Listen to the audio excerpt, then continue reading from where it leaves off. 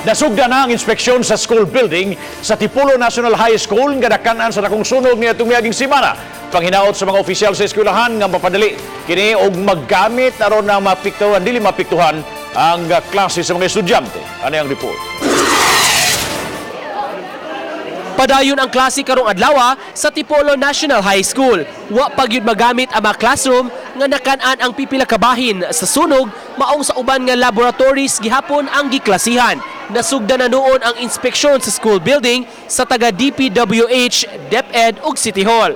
Ni klase lang yun no kay aron yun ang learning competencies ba nga ma-cover up yun sa bata ug ang bata mismo kanang kay doon na bitigi interview nga bata di ba nga bisag makinaunsa bisag way kuryente ang school lang yun siya. So ang among primary request ana kay either magamit pa ba na namo ang building or not kay para ma-accommodate ning mga estudyante o mga klase nga na-town rin sa daily room which is not appropriate for classroom. Nang hinaot ang kadagkuan sa eskwelahan, di ra madugay ug magamit ra pagbalik ang school building aron mahiluna na ang mga estudyante. Misaad sab ang Parents Teachers Association nga moabag sa pagpangita og pondo.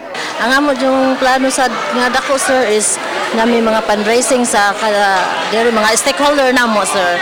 Nya dapat niya ang federation sad namo sir sa diri sa Mandawi motabang sad sila sir. Samtang padayon ang pag-abot-abot sa mga hinabang alang sa mga nasunugan, labi na kay daghang estudyante sab ang nabiktima. Kaganiha, ang mga estudyante og magtutudlo sa Mandawi School for the Arts ang mihatod sa ilang donasyon. Kailangan man nga mutabang sad na sa nga nagkinahanglan. Kung unsay daghan nato, pwede sad na ma-share.